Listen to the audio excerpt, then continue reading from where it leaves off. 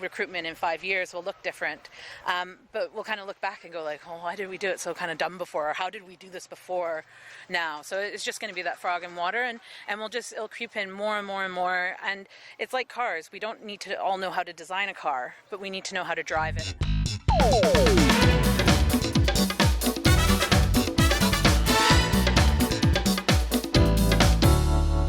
Megan, you are an AI expert and you have 2 roles at Cognition X and as a PhD. Can you tell us something about this?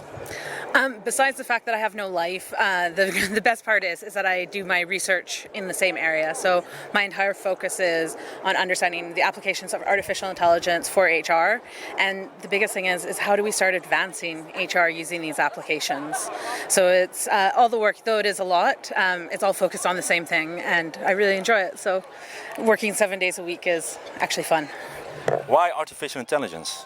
That's a great question. I was always that techie kid. I was so fortunate. I think it came from the fact that my dad was completely anti-technology, however recognized that for my brother and I, it was going to be our life. And I clearly remember getting our first computer when I was about 2 years old, and having to show my mom how to turn it on because she wanted to write a report. And then as a teenager, the internet first became commercial in Canada. My dad made sure we had it. So I had a computer in my room with the internet, and I remember arguing, the internet is a good thing. It's not just pornography. When we get real information on there, it's going to be important, and it has. And then I was always that person in the workplace that said, look what tech can do. So obviously I wasn't the popular person. I was constantly trying to change things and realizing the advancements available, and it was a connection that kind of said, hey, have you heard about this thing? And I didn't really realize how big it was becoming. I knew about it in the background, in like general, but I didn't realize how big of an impact artificial intelligence was and how fast it was coming into the HR market. And it was through that connection that I started to dig into the research, and this amazing career grew out of it. How old is artificial intelligence? It's older than I am, which is... So if you think about it, actually, like the concepts around artificial intelligence are very, very old. The idea of having some sort of subservient thing doing our bidding is quite an old idea. When we really look at the first development, algorithms that we're using now, the math behind it was developed in the 1800s. The ideas of computers and algorithms were developed all throughout the turn of the century. And then, of course, with the war machine of the last 100 years, we have developments in computers. And if you go back into the original research around computers and artificial intelligence, the concept was to have intelligence machines. It wasn't just to have a blank box computer that we did things on. So it's an older concept, and in a lot of the technology that we're kind of using now is built on research that was done throughout the 60s and 70s. So we talk a lot about artificial intelligence. How big is it already in real life? It's impacting us day to day, and it's just getting more and more. So everybody here today, for example, probably used Google Maps at some point in time to find directions, or used Uber, or used their credit card at some point in time. And all those things are using artificial intelligence in the background. A lot of us experienced it. When Facebook first had the facial recognition, and you could be like, is this your friend in this picture? All those types of things, and it's been coming around. I think that we don't realize how much is happening in our life.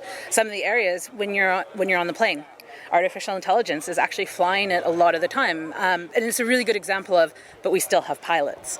So there's still going to be this balance, but your credit card, fraud detection, it's in Google Maps, recommendations on Amazon, recommendations on Netflix, etc. We're seeing it more and more. And it's happening in more and more products that you're not maybe aware of. And it's coming in, and eventually we will have smart homes and systems that talk together. So when you walk in the door and it's been cold outside and it detects you're wet, it will know to heat up the home a little bit, and you can set up what your favorite things are, and it'll be able to know from the information around it what to do next. And that's the really cool part. And how big is it already in HR and recruitment? We're still in the early days. I don't want to say it's amazing. We still are working with innovators mostly, but we're definitely seeing it jump the chasm, and it's getting to the point of more mainstream adoption. And I think it's showing the fact that it is at festivals, and more people are coming to see it, and they want to see how businesses have done it, what their challenges have been, and they're interested, but they're not going to be the first ones to do it. So it's that second wave, and it's definitely coming. Is there the solution for every problem within recruitment or HR? Is there a solution for everything? No. There's not. Technology can only do very specific things still. And we only have, and part of the problem like around machine learning is that we don't know how to make some things into information that a computer can understand. So for example, within the company, we're working on solving the problem of how to understand skills and match expertise between people. And when you break it down as HR professionals, it's really easy for us to talk about like skills, knowledge, and ability. That makes a competence. And it's like, okay, now let's break this down because we have to have it actually very, very simple for a computer to understand it and to be able to work with the data. And when you start to break it down, it's just like, well, what is a communication skill? How do we evaluate whether somebody knows about it or whether they're actually good with it, and all these things. So in the HR world, our challenge is that we're very good at kind of understanding the context and being a bit vague and social science-y, a little bit too much. And then on the computer side, it's very structured and it's very standard, and you need to know the steps that you go through very clearly. And those two worlds are kind of combining right now. So there's some challenges and difficulties, but we are able to solve a lot of problems. There is definitely trends though. So the big problems that we're solving, for example, in recruitment, mostly focus around matching. So that's the biggest move. And whether it's by sourcing people that match your company through passive candidate sourcing, or whether that's using products to assess candidates. There's tons of products out there, but the idea is like trying to find that better fit. There's a lot of products kind of doing that, but then there'll be another problem where there's only one company kind of trying to solve that problem at the time. So it is. I think we're just going to continuously see it grow. But AI can only solve so many problems. It's not, we can't just, it is kind of like throwing a hammer at the wall and hoping the nail goes in sometimes, but we need to think about like what problem are we solving and being very specific about it, and fixing and working at solving that problem, not just, tech isn't going to become the next recruiter. Within 5 years, will AI be fully incorporated in everything we do at HR and recruitment? That's a great question. I think we're going to see it more and more. It's coming in right now, mostly through smaller products and individual point solutions. So companies that are developing one product that solves one problem, for example, a FAQ chatbot. But in the next 3 to 5 years, those companies will start to solve more problems. Once they've solved one, they'll solve more. We're also seeing mergers and acquisitions happening more and more. So companies that are missing a piece, they'll buy a product or a company that's doing that well, so they will grow. And then the big guys, they're trying to crack this as well. They're also making purchases. So I think it is going to start infiltrating more and more. And it'll be just like cell phones in our lives where we don't remember a day when we didn't have it, and recruitment in 5 years will look different.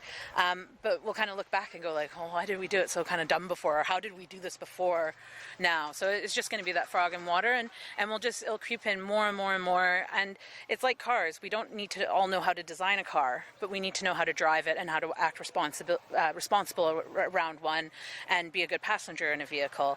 And there will be people who will be fixing them, and there's a lot of other roles around it. But I think this idea that we all need these massively, to all be data scientists is kind of really far-fetched. It's just going to be coming in through the products we use. So is it more evolution instead of a revolution? Humans evolve. We're not, even though we want to think that we're really good at revolutions, we're not particularly good at them, but we're really good at adopting to new things over time and bringing it in.